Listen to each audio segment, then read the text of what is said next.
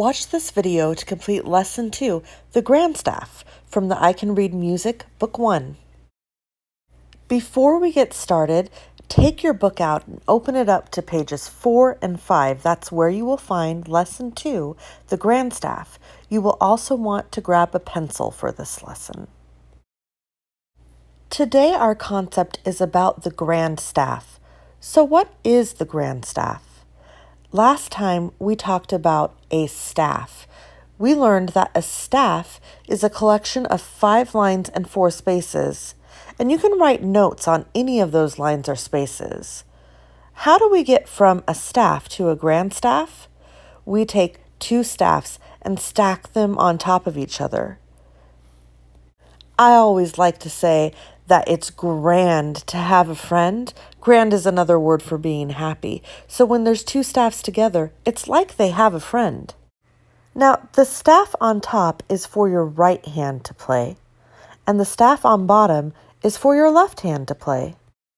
We also connect the 2 staffs together with a little line on the left-hand side, and this fancy thing, which is called a brace. When you see those things in place, you know that the music in the staff is meant to be played at the same time together. Now let's move down to the next section and talk about the treble clef. In the grand staff, the staff on top is for your right hand, and that is where the treble clef lives. This is the treble clef sign. Doesn't it look fancy? The treble clef includes all the notes that are above middle C on the piano that I'm shading here in blue. These are the notes that get higher and higher up the piano. They're played by your right hand, and they go on the treble clef staff on the top of the grand staff. Let's learn how to make this fancy treble clef sign. You'll need a pencil for this, so make sure you have one ready. We are going to learn how to make this treble clef sign in 4 steps. Step 1 is to draw something that looks a lot like a candy cane. You want to make sure you start above the staff and go all the way down below. Go ahead and trace that now. In step 2, we start by making that same candy cane, and now we're going to go back up to the top with our pencil and connect a little loop to the top. That loop should stop at line 4. Go ahead and trace that now, and I want you to take a moment to notice how it looks when you stop at line 4. We are moving on to box 3. In box 3, you'll start by doing the first 2 steps. Draw your long candy cane and connect the little hoop at the top. Now you're going to go around the back and curve all the way down to the bottom line. Trace yours now and take a moment to look at what it looks like when it stops at that bottom line. Okay, we are moving on to box 4, and you can work while I talk. Trace the candy cane. Do the little loop at the top. Go around back all the way down to the bottom line. And now we're going to curve around the second line. It's very important that that target that you just drew goes around line 2. Now you've traced your first treble clef sign. Let's make another. Work along with the steps as you see me do them.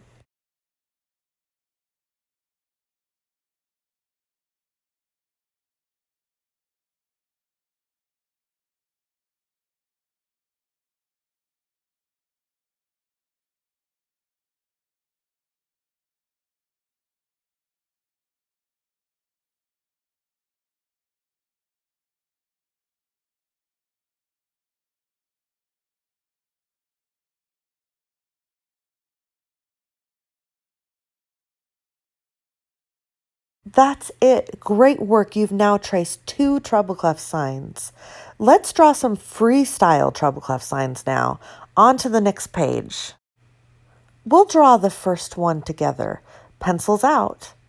We're going to start by drawing the long candy cane that goes all the way from top to bottom. Now connect a little loop to the top that stops at line 4. Go around back and all the way down to the bottom line. And finally scroll around line 2. How does your first freestyle treble clef sign look? Drawing treble clef signs can take some practice, so let's practice some more. You have several more spaces here to draw your own treble clefs. What I'd like you to do now is pause the video and do that. It's time to press pause now and draw freestyle treble clefs in all the spaces that are left on that line. When you are done, I'd like you to stop, look at them all, and circle the one that you think is your best. Let's start talking about the bass clef. We've already talked about the treble clef on top. That's for the high notes in your right hand. This one on the bottom is for your left hand, and it has a bass clef sign on it that looks like this. The bottom box, again, is for your left hand, which includes all of the notes on the keyboard that are below middle C. These are the low sounds. You might be wondering if the treble clef is for the sounds on the keyboard above middle C and the bass clef is for the sounds on the keyboard below middle C, what about middle C? Where does it fit? Well, it's called middle C because it fits right in the middle, and it can be played and put next to either of the clef signs. Moving right along, let's take a look at how to draw the bass clef sign. We're going to draw this one in 4 steps. Let's start with step 1. In step 1, we make a dot on line 2. Can you do that? Now we'll move on to step 2. First make the dot that's on line 2, and now we're going to start to curve around the back. Moving on to step 3, we make our dot on line 2, we curve around the back, and we're going to curve all the way down to the bottom line. To me, this looks a little bit like a backward C, or half of a heart. And now let's finish it up with step 4. Dot on line 2, curve all the way to the bottom, and now 2 little dots that also go right around line 2. It's very important that they are centered around that line. And voila, you have traced your first bass clef sign. Now it's time for us to do some freestyle drawing. We have 6 practice spaces on this bottom line to draw our own bass clefs. Let's do the first one together. Before we start, let's look at where line 2 is because that's where we have to center everything. Okay, now draw your dot right on line 2. We're going to curve around the back and all the way down to the bottom line. And now 2 little dots around that same second line. And you've just made your first bass clef sign. Doesn't it feel a little bit easy compared to the treble clef signs that we were drawing?